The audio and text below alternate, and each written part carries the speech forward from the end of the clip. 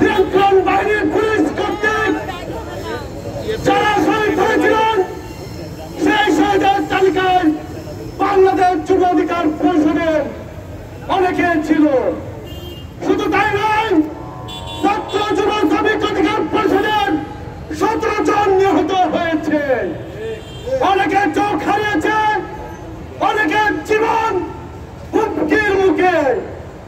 আর যারা আন্দোলন করে নাই, ছিল আন্দোলন পরবর্তী তারাই মধু খাচ্ছে। রক্ত দিয়েছি আমরা, আন্দোলন করেছি আমরা, সংগ্রাম করেছি আমরা, আর মধু খাচ্ছেন বসে বসে যারা আরামে এসেছিল তারাই। আমরা স্পষ্ট বলতে চাই, আপনারা যেভাবে একটা রাষ্ট্র চালাচ্ছেন সেভাবে একটা রাষ্ট্র চলতে পারে না। বিপ্লব পরবর্তী যেভাবে রাষ্ট্র চালানোর কথা, একটা রাষ্ট্র যেভাবে পরিচালিত হওয়ার কথা, এখন পর্যন্ত সে ধরনের আমরা সিন্ড্রোম দেখতে পাচ্ছি না। বরং ধীরে ধীরে আওয়ামী লীগকে পুনর্বাসন করার চেষ্টা চালাচ্ছেন। গত 3 মাসে আওয়ামী লীগের বিরুদ্ধে স্পষ্ট এবং লোক দেখানো ছাড়া কোন সিদ্ধান্ত নেওয়া হয়নি। যদি সিদ্ধান্ত নেওয়া হতো গতকালকে আওয়ামী লীগ এখানে চট্টগ্রাম মিছিল করার দুঃসাহস দেখাতে পারত না।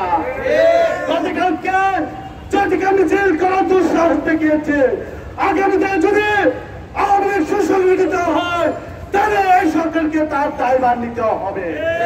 অতএব আমরা বলতে চাই, সুগঠিত হওয়ার আগে এই ফ্যাসিস্ট অবৈধ কর্তৃত্ববাদী আওয়ামী লীগের রাজনীতি বন্ধের জন্য সরকারকে কঠোর ব্যবস্থা নিতে হবে।